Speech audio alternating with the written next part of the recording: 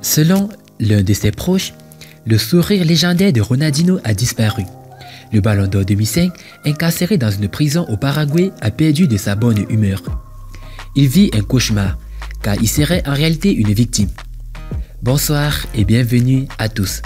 Aujourd'hui dans cette nouvelle vidéo, nous allons vous parler des révélations faites par l'ancien attaquant international du Paraguay Nelson Cuevas.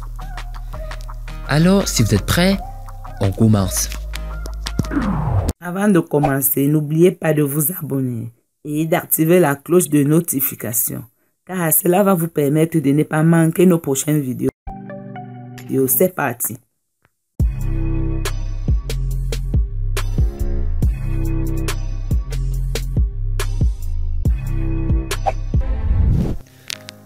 Ronaldinho et son frère Roberto Assis sont détenus dans une prison près d'Asunción, la capitale du Paraguay, depuis le 6 mars dernier, pour avoir utilisé de faux passeports. Si les autorités locales lui ont interdit toute visite, il y a une exception. La star brésilienne a reçu la visite d'un de ses amis, ancien attaquant international du Paraguay Nelson Cuevas. Ce dernier a livré des informations à la presse après s'être entretenu pendant plus de 5 heures avec Ronaldinho. Ronaldinho est triste. Il n'est pas content, il est connu pour son sourire, sa bonne humeur et son attitude insouciante. Mais son sourire a disparu. Son frère les connaissait. Ils ont mis Ronaldinho dans ce stratagème.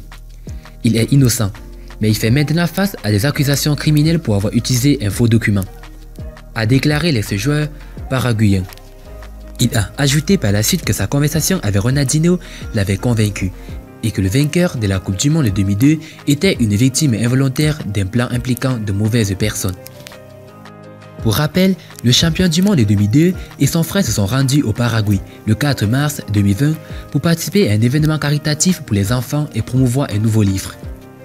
Ils ont été arrêtés plus tard dans la journée lorsque les autorités ont réalisé qu'ils étaient entrés dans le pays avec de faux passeports.